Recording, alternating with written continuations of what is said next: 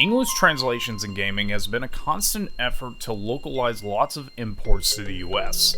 It has even been used in many ways for a lot of fan communities and has helped us to gain access to titles that we thought to have never been able to given the chance to play before. Games like the Super Robot Wars series, Mother 3, and the Super Famicom Final Fantasies that helped bring them to a playable audience here in the US. But one company was made official to help bring games that would only remain dormant in Japan until they were formed: Working Designs. While they would put in a lot of maximum effort in each individual release, there would in fact be one individual game that would never see the light of day until recently. On this edition of The Uncommon Valley, we take a quick history look at Mystical Ninja Goemon for the PlayStation 2, the one game that Working Designs would never release.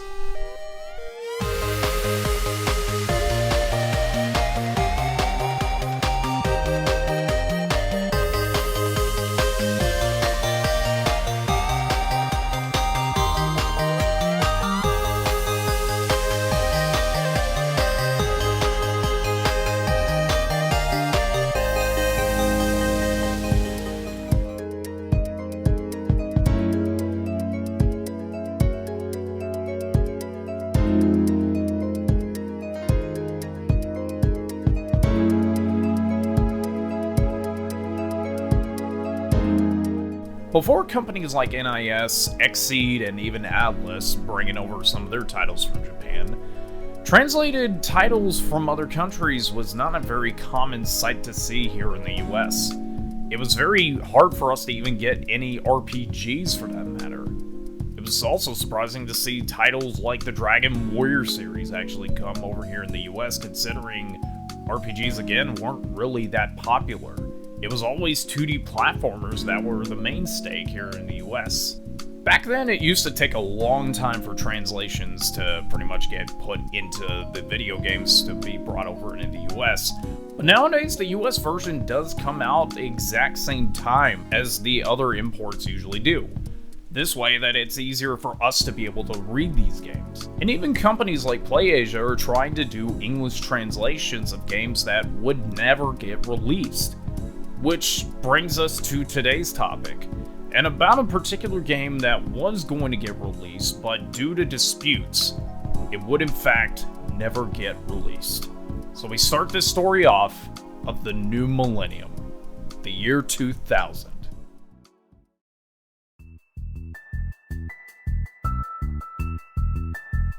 When the year 2000 was rolling in, the PlayStation 2 would release to the general public with massive amount of support backing it.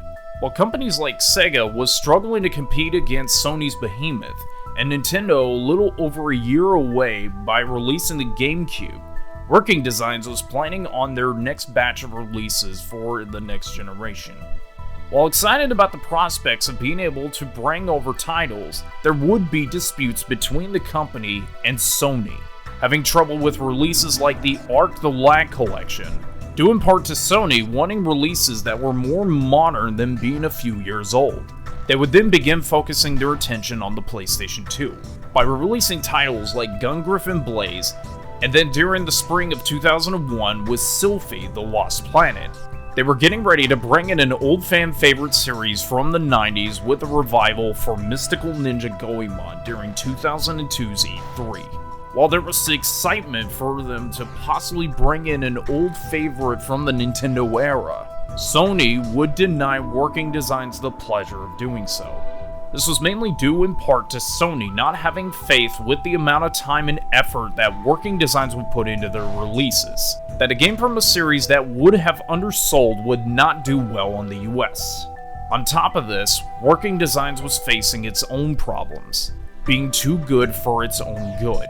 From special releases like full covers to special box set packaging, it would hurt them in the long run more than it would benefit.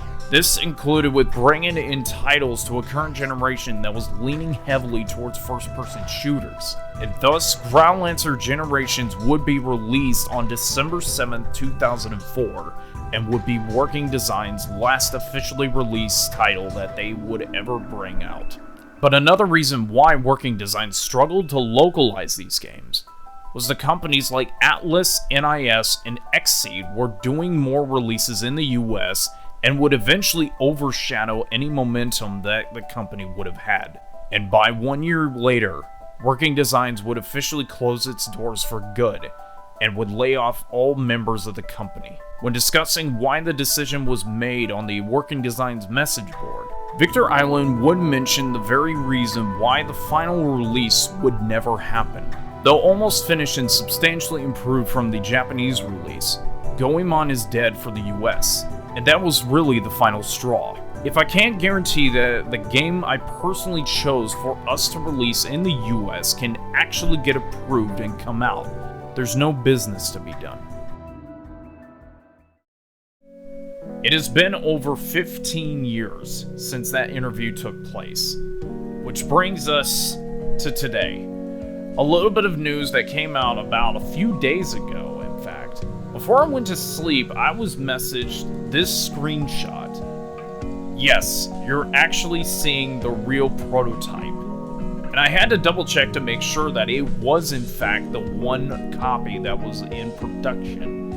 And well, a part of the Working Designs Facebook group, they confirmed it was the real version as it was being shipped out from California. When the auction was up on eBay, the person selling this item mentioned that it was inside of a box with random items. They had mentioned that they motivated to promote a series that's never quite received the recognition it deserved here in the US. Working Designs displayed this very game in its booth in E3 of the same year, and gave out an exclusive E3 plush of Goemon that they would include in the listing. Mystical Ninja Goemon remained on the studio's release list until its closing in 2005. And to note that this game was worked on to the very last minute. As noted on the front of the disc, you can see the date of 2005, roughly on August. And yeah, 16 years ago that they were working on this very game, even before their announcement that they would in fact close their doors. Working Designs did so much work to every single release.